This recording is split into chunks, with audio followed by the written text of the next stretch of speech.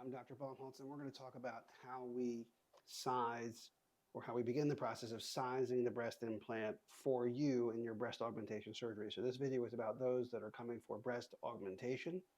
Now you'll hear me talk about this as a volume-only procedure, meaning that if we want to move the breast, if it's too low, we want to lift it, that's a position operation. And by definition, a volume solution, meaning an implant, will not provide a pure position solution. So if your breast is otherwise in a good position and you've not had surgery before, and you haven't had multiple children, and there's not a sag or droop or excess skin or significant weight loss, breast augmentation may be the right answer, may not solve those other issues. Okay, how do we size? It really comes down to your anatomy. Now, I have a pretty fancy gizmo sitting behind me, the Vectra, which is a three-dimensional imaging and modeling program, which allows us to show you visually what these implants might look like in your body. But we can start with some more readily accessible tools that you might even have at home and some things you can have access to. So here's how the process goes. You can make a breast bigger in one of two ways. You can make it wider, you make it taller.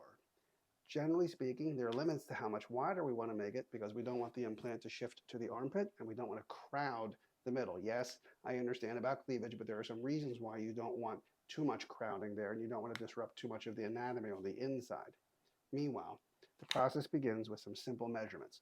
So we're going to measure you from the inside of the breast to where the ribs start to turn to the armpit. That's your base diameter. That's the width of implant that we're going to look for. And based on that base diameter, we'll have some choices on how far we want the implant to stick out from your body. The geometry or the math of that width and the height and the shape of the implant will give the CCs. And the CCs doesn't drive the equation. It's the end result of that equation. So things you won't hear me talk about, we won't talk about cup size because the cup size varies by where you go shopping. We won't talk about CCs because, again, CCs is the end result of that equation. We will talk about visual, and to find out what visual you like, in other words, what look we're going for, I'm going to ask you to go online.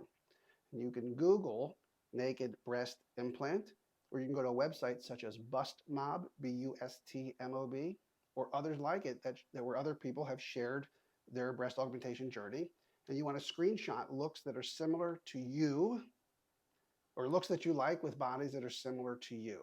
That does two really important things. It tells me how honestly you see yourself and where you're at right now, and how reasonable your expectations are for surgery, whether it's with me or anyone. And we take that information that you provide to us, plus what we do with the Vectra and the measurements, and we sort of show you what we think we can do or I can do. You're saying this is what you want, and then that's how we marry up with what to do.